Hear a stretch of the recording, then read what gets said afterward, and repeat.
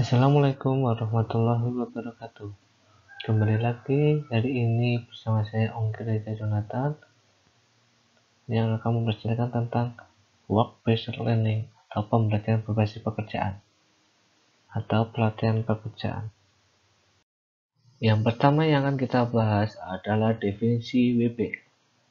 WBL adalah semua pembelajaran yang terjadi sebagai hasil aktivitas di tempat kerja. Menurut Little 2006, pembelajaran berbasis kerja atau work-based learning WBL sebagai pendekatan pembelajaran memainkan peran dalam meningkatkan pengembangan profesi dan pembelajaran. Menurut Finn, Rochter, dan Shekray pada tahun 2007 mengemukakan pembelajaran berbasis kerja adalah pendekatan dengan fokus pada kegunaan praktis dari pembelajaran dan oleh karena itu relevan langsung dengan pembelajar dan lingkungan kerja mereka. Pendekatan WBL untuk pembelajaran mengakui bahwa pembelajaran dapat berlangsung dalam berbagai situasi dan pengaturan, dan tidak dibatasi yang dikembangkan melalui ruang kelas atau ruang kuliah. Semua program WBL menggunakan berbagai alat untuk membantu dan meningkatkan kegiatan pembelajaran terpadu. Pendekatan pembelajaran campuran ini memungkinkan program WBL disesuaikan dengan kebutuhan dan preferensi siswa, sambil tetap beroperasi dalam kerangka akademis. WBL adalah cara praktis dan sukses untuk menciptakan pembelajaran tingkat universitas yang terkait langsung dengan tempat kerja. Menurut Departemen Pendidikan Nasional tahun 2003 mengungkapkan bahwa belajar berbasis kerja atau work-based learning adalah suatu strategi pembelajaran yang memungkinkan siswa menggunakan konteks tempat kerja untuk mempelajari materi pembelajaran berbasis sekolah, dan bagaimana materi tersebut dipergunakan kembali di tempat kerja atau sejenisnya, dan berbagai aktivitas dipadukan dengan materi pembelajaran untuk kepentingan siswa. Menurut Brand dan Erickson tahun 2001, dalam Kumalasari tahun 2013 menegaskan bahwa pembelajaran berbasis kerja atau seperti tempat terkait terintegrasi dengan materi di kelas untuk kepentingan para siswa dalam mempelajari dunia kerja terkait.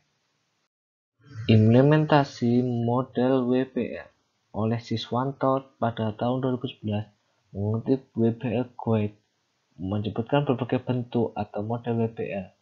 Yang pertama adalah program magang.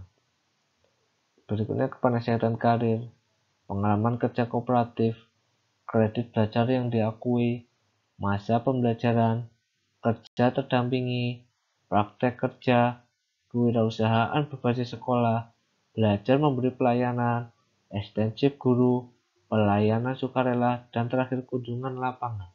Karakteristik work-based learning dari David Bott dan Solomon 2003 mendeskripsikan bahwa program-program WBL secara tipikal memiliki karakteristik. Yang pertama, merupakan kemitraan antara organisasi eksternal dengan institusi pendidikan yang ditetapkan dengan kontrak. 2. Pembelajaran dilibatkan sebagai pekerja dalam membuat perencanaan belajar yang dinegosiasikan. Yang ketiga, program pembelajaran dirumuskan dari kebutuhan tempat kerja dan peserta, dan tidak hanya dari kurikulum akademik yang telah disusun.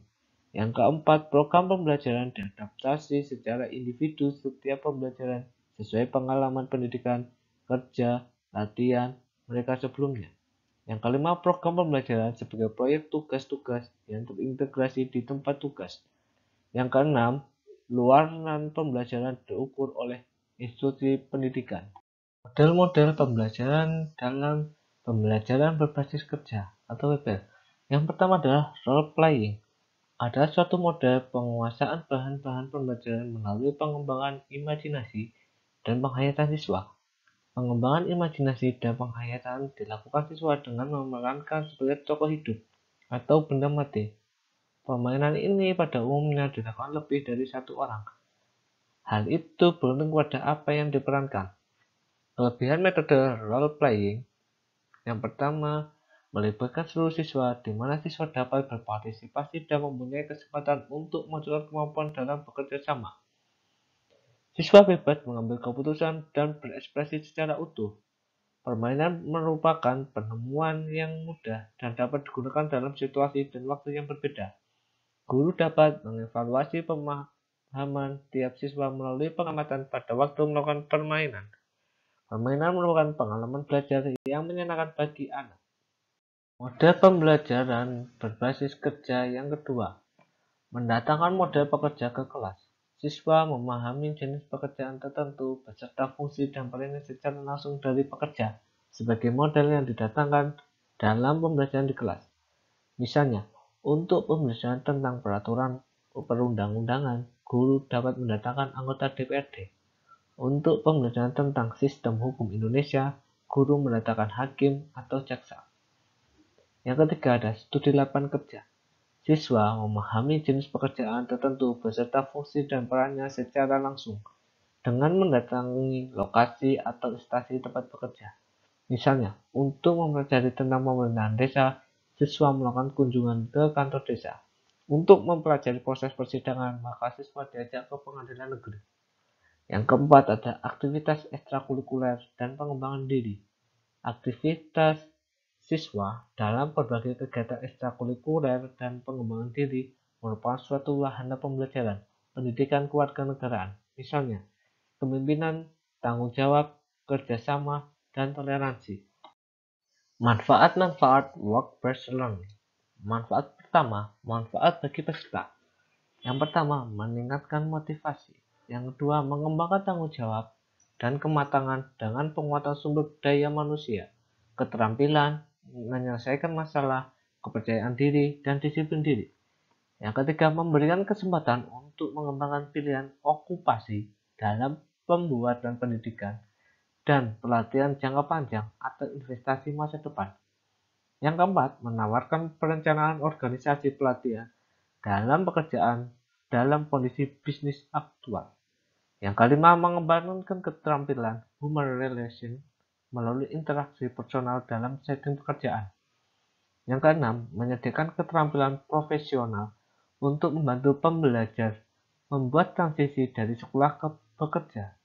Yang ketujuh, meningkatkan kepedulian, tanggung jawab sosial, dan kemasyarakatan. Yang kedelapan, meningkatkan kemungkinan mendapat pekerjaan dan keahlian. Yang kesembilan, menambah sumber finansial. Yang kesepuluh, mengurangi peluang risiko siswa tinggal kelas. Yang sebelas, memberikan pendidikan teknis yang lebih dibanding yang diberikan sekolah. Yang ke-12, membuat instruksi akademik lebih relevan dan aplikatif dalam pekerjaan. Manfaat work-based learning yang kedua adalah manfaat bagi pengusaha. Yang pertama, memperoleh calon pekerja yang lebih baik. Yang kedua, mengurangi biaya pelatihan. Yang ketiga, memiliki fungsi screening atau seleksi pekerja bersama sekolah. Yang keempat, memberikan kesempatan untuk menilai pekerja sebelum diputuskan untuk dipekerjakan sebagai tenaga kerja penuh. Yang kelima, mempersiapkan pekerja dengan rekam kehadiran yang lebih baik. Yang keenam, menguji pengusaha untuk memperoleh pajak kompensasi. Yang ketujuh, memberikan pada para pekerja memperoleh gagasan-gagasan baru, pendekatan segar, dan antusiasme dalam bekerja. Yang kedelapan, menawarkan masukan langsung dalam pendidikan dan latihan yang disediakan oleh pihak sekolah. Yang kesembilan, meningkatkan image dan prestis dari industri dan atau bisnis di antara sesama pembelajar dengan komunitas. Yang ketiga, manfaat work-based learning, yaitu manfaat bagi sekolah. Yang pertama, meningkatkan hubungan dan jaringan kerja dengan dunia usaha atau industri. Yang kedua, mengembangkan kemitraan di antara sekolah dengan komunitas. Yang ketiga, membuat kurikulum yang relevan dengan memperluas pengalaman di kelas dengan diintegrasikan antara teori dan praktek. Yang keempat, dosen ataupun pendidik memperoleh informasi yang lebih baik dan peduli terhadap kecenderungan mutakhir dari dunia usaha atau industri.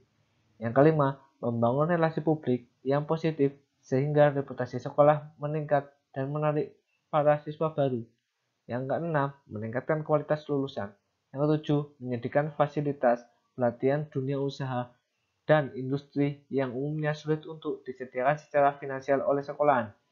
Yang kedelapan, menciptakan fleksibilitas keutuhan individu siswa dengan tujuan. Manfaat yang terakhir dalam work-based learning yaitu manfaat bagi komunitas. Yang pertama adalah meningkatkan prospek lulusan untuk tetap tinggal dalam komunitas. Yang kedua, melibatkan komunitas dalam menemukan kebutuhan pelatihan yang cocok. Yang ketiga, membesarkan keberanian para anggota masyarakat muda untuk tetap peduli sekolah hingga mengurangi problem komunitas dalam risiko dropout.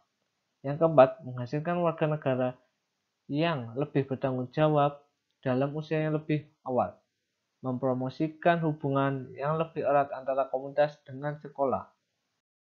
Demikian presentasi yang dapat saya sampaikan. Kurang lebihnya mohon maaf. Wassalamualaikum warahmatullahi wabarakatuh.